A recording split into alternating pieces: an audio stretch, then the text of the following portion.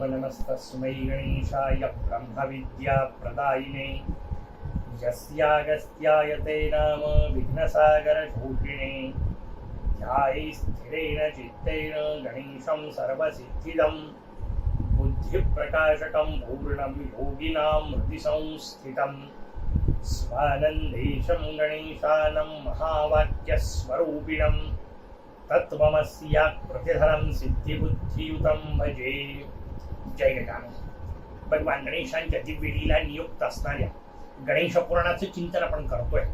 गणेशाशी संबंधित विविध प्रकारच्या कथा या माध्यमातून त्यांच्या उपासनेचे वेगवेगळे पैलू समजून घेतोय.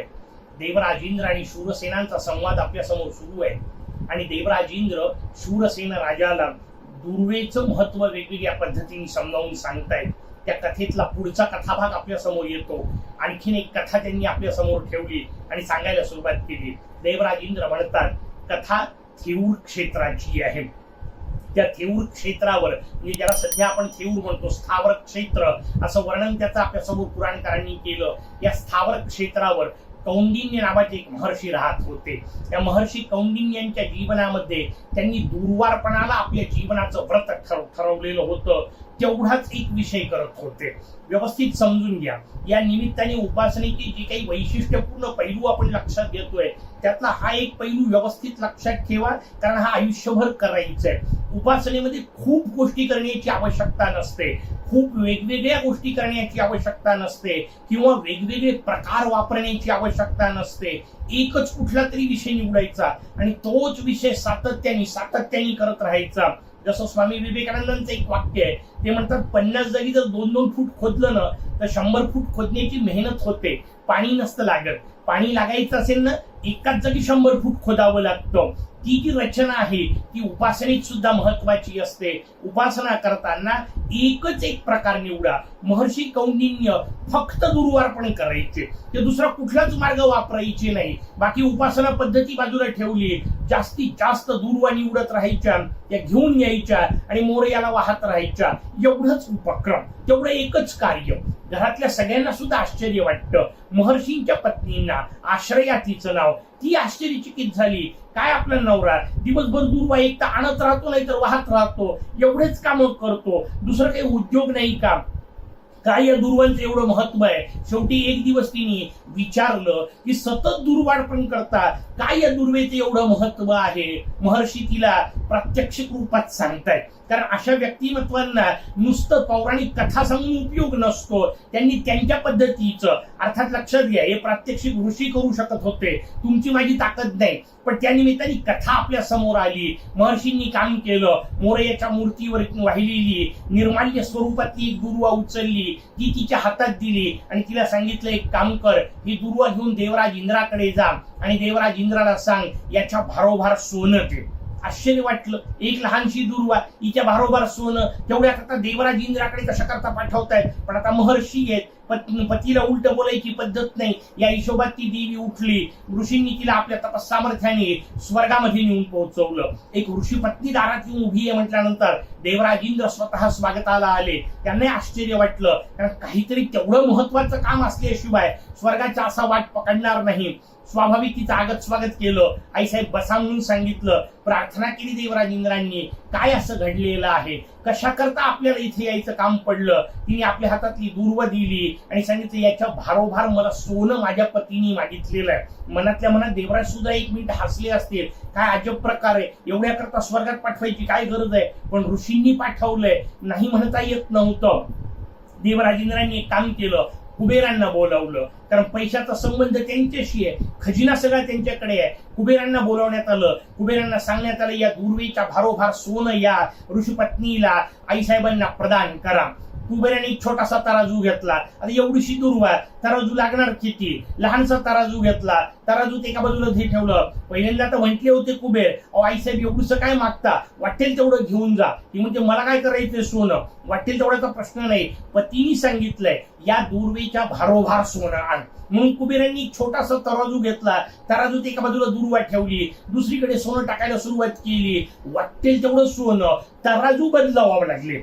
एक सोडून दुसरा, दुसरा सोडून तिसरा, 10, 50 शेकडो तराजू झाले. मोठ्यातला मोठा तराजू वापरला, नाही उपयोग. नवीन बनवून घेतले तरी नाही उपयोग. कुबेराचा सगळा खजिना एका बाजूला आणि ती दूर्वा एका बाजूला, अशी रचना निर्माण झाली. देवतांनी आपल्या अंगावरचे दागदागिने सुद्धा काढून टाकले असं वर्णन आहे, तरी दुर्वेचं वजन होईना. आणि ज्यावेळा अशी परिस्थिती आली, सगळा देवलोक आश्चर्यचकित झाला. स्वाभाविक आता आपण या दुर्वेच्या भारोभार सोनं देऊ शकत नाही. ही कल्पना जेव्हा देवराज इंद्रांना आली ना, देवराज इंद्र कुबेरांना आणि आईसाहेबांना घेऊन स्थावर क्षेत्रावर आले. महर्षी कौंडिन्य यांचे पाय धरले, म्हणे भगवान नाही देऊ शकत आम्ही, एवढं सोनं आमच्या जवळ नाही, जे आहे ते सगळं घ्या. ऋषी म्हणतात मला काय करायचंय सोनं, मी तर सगळं सोडून बसलोय, ऋषी अवस्थेत येऊन पोहोचलोय, मला या कशातही आसक्ती नाही. मला माझ्या पत्नीला दुर्वेचं महत्व सांगायचं होतं, तेवढ्या करता तिला सांगितलं अगं स्वर्गाचं सगळं वैभव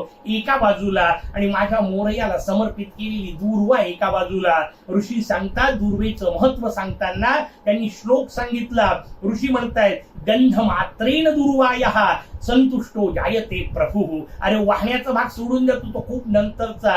दुर्वेचा नुसता गंध जरी आला, सुगंध जरी पोचला तरी माझा मोरया संतुष्ट होतो. आणि मग प्रसंगेन तू भक्त्या वा, म्हणजे विशिष्ट प्रसंगाने, याचा अर्थ चतुर्थीचा मुहूर्त पकडून भक्तियुक्त अंतःकरणाने किम पुनर मस्तकार्पणे. आणि मग अशी जर मोरयाच्या मस्तकावरती दुर्वा अर्पण केली तर मोरया किती प्रसन्न होईल. जो केवळ सुगंधाने प्रसन्न होतो तो अर्पणाने किती प्रसन्न होईल. अशा पद्धतीने दुर्वांचं महत्व राजा शूरसेनाला देवराज इंद्रांनी वेगवेगळ्या प्रकारे सांगितलं. शूरसेनाच्या डोक्यात चतुर्थीचं महत्व बसलं, शूरसेनाच्या डोक्यात दुर्वेचं महत्व बसलं. पण तो म्हणतो कथा आणखीन अपुरी राहिली. त्या कृतवीर्याच्या वडिलांची कथा आपण सांगायला सुरुवात केली होती, त्याच्या निपुत्रिकत्वापासून आपण कथेला सुरुवात केली होती. ते कृतवीर्याचे जे वडील आहेत त्या वडिलांनी पुढे काय केलं ते सगळं मला समजावून सांगा, कारण तो कथाभाग सुटलेला आहे, तो पूर्ण झाला पाहिजे. तो कथाभाग ऐकाई करता शूरसेनाने उत्सुकता सांगितली आणि शूरसेनाच्या त्या उत्सुकतेनंतर देवराज इंद्र कथा सांगू लागले. हे कृतवीर्य जे आहे त्या कृतवीर्याचे वडील जाऊन पोहोचले भगवान ब्रह्मदेवांकडे. त्यांनी ब्रह्मदेवांना प्रार्थना केली आणि मग ब्रह्मदेवांनी त्यांना ते सगळं व्रत समजावून सांगितलं. गणेश पुराण जे आपण पाहतोय त्या गणेश पुराणामध्ये 2 भाग आहेत, मी आपल्याला सांगितलं. पहिल्या भागाला उपासना कांड किंवा खंड असं म्हणतात, दुसऱ्या भागाला क्रीडाखंड असं म्हणतात. या क्रीडाखंडामध्ये वेगवेगळे अवतार आपण पाहणार आहोत. उपासना खंड जो आपण पाहतोय त्या उपासना खंडाचा 69वा अध्याय या निमित्ताने आपण मुद्दाम वाचा. तुम्हाला काही कथा सांगता नाही येणार का, किंवा हे मुद्दे तुम्हाला सांगता येणार नाहीत का? बिलकुल सांगता येतील, पण मी मुद्दाम आपल्याला सांगतोय. कारण लक्षात घ्या, प्रवचन मालिकेचा उद्देश सगळ्याच्या सगळ्या कथा आपल्या समोर जशाल तसे ठेवणे असा नाहीये. प्रवचन मला मर्यादित वेळेमध्ये आहे, आपल्याजवळ 1च महिन्याचा काळ आहे. एका महिन्यात आपण रोज थोडी कथा पाहणार आहोत. तुम्हाला 1 महिना काय कमी झाला का? त्याचं उत्तर आहे बिलकुल कमी झाला. का कमी झाला? एक वाक्य मुद्दाम या निमित्ताने सांगून ठेवतो. आमचे गुरु महाराज सांगायचे गणेश हा विषय किती व्यापक आहे. त्यांचं वाक्य होतं गणेश या 3 अक्षरावर रोजाना 3 तास 12 वर्ष विवेचन करता येतं. एवढा हा विषय व्यापक आहे, लक्षात घ्या. म्हणून मी थोडक्यात म्हटलं प्रवचन मालेचा उद्देश सगळं गणेश पुराण आपल्या समोर सांगणं नाही. तर मी आपल्याला पहिल्या दिवशी सांगितलं शेकडो कथा आहे, इतक्या कथा मी सांगूच शकणार नाहीये. 1 महिन्यात 2 महिन्यात संपण्यासारखी गोष्ट नाहीये. मग काय करायचंय, या निमित्ताने गणेश पुराण वाचनाचा आपल्या मनामध्ये संकल्प जागृत करणे एवढा प्रवचन मालेचा मूळ उद्देश आहे. आणि मग जेव्हा आपण त्या कथा वाचायला सुरुवात करू तेव्हा त्यातल्या काही कथांचं निरूपण या प्रवचन मालेच्या निमित्ताने आपल्या समोर करतोय. जे गुरुकृपेने मिळालं ते आपल्या समोर ठेवतोय. कशा करता? जेव्हा आपण मूळ पुराण उघडून वाचाल आणि जेव्हा त्या कथा समजून घ्यायचा प्रयत्न कराल तेव्हा कथा कशा पाहायच्या तेवढी दृष्टी प्रदान करणे एवढंच या प्रवचन मालेचं प्रयोजन आहे. कारण त्याच्यापेक्षा अधिक आपल्याला या वेळेत शक्य नाही. मूळ पुराणच वाचलं पाहिजे, तिथल्या सगळ्या कथा वाचल्या पाहिजे आणि जे श्लोक आहेत दिलेले. कारण मी आता आपल्याला जसं सांगतोय की भगवान ब्रह्मदेवांनी संपूर्ण पूजा विधी त्या कृतवीर्याच्या वडिलांना समजावून सांगितला, पितरांना समजावून सांगितला. आता हा सगळा पूजा विधी आलेला आहे. आचमनापासून विसर्जनापर्यंत पूर्ण पूजा विधी भगवान ब्रह्मदेव सांगतायत. एक एक श्लोक मी आपल्या समोर किती सांगत बसणार, म्हणून मी आपल्याला सांगितलं मूळ पुराण उघडा. 69वा अध्याय उघडा, त्याच्यामध्ये आपल्याला ह्या सगळ्या गोष्टी एकत्र पाहायला मिळतील. गणेश पुराणाने संपूर्ण गाणपत्य पद्धतीची एक पूजा दिली.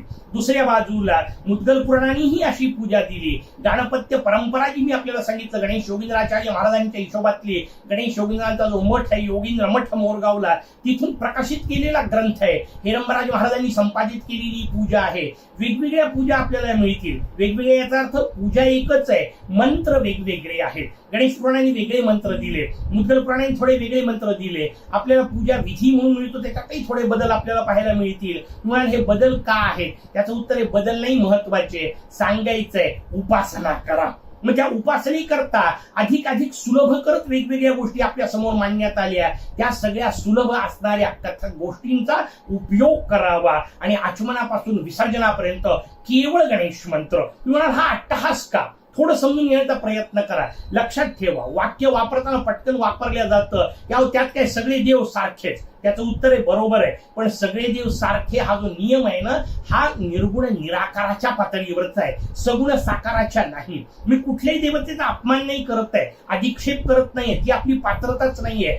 ग्रामदैवत सुद्धा आपल्यापेक्षा श्रेष्ठच आहे, लक्षात घ्या. मग विष्णू शंकराधिक अलौकिक विषय आहे, त्यांच्याबद्दल नाही मी तशा अर्थाने बोलत आहे. मला सांगायचं लक्षात घ्या, ज्या कोणत्या देवतेची उपासना करत असाल, मी आत्ता मोरयाबद्दल बोलतोय, बाकीच्याही देवतांबद्दल, तिथे केवळ वेदांनी आज्ञा दिली म्हणून आरंभी गणेश उपासना करावी, नंतर गणेश मंत्राचा उपयोग करण्याची गरज नाहीये. त्या देवतेची मंत्र वापरायला सांगितले.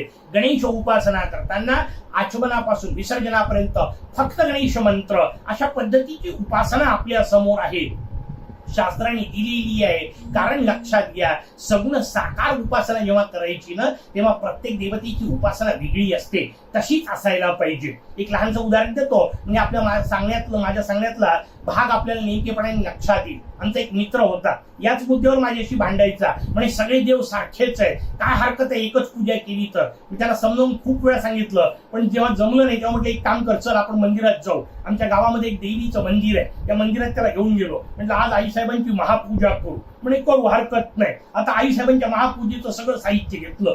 जगदंबेच्या पूजेचं साहित्य काय असणार आहे?